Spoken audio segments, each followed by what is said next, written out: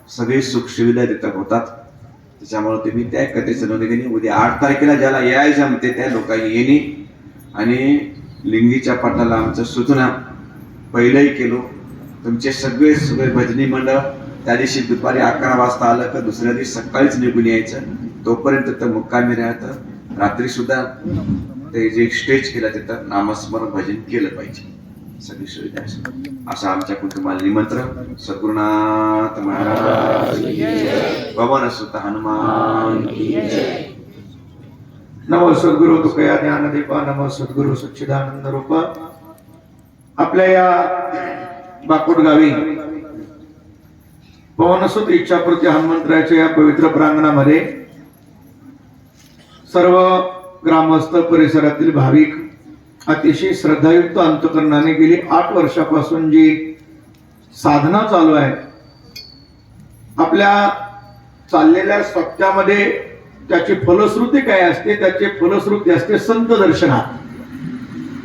आणि आज पूजनीय पिंपळगावचे बापू बालेवगी एक साधना सिद्ध संत आहेत.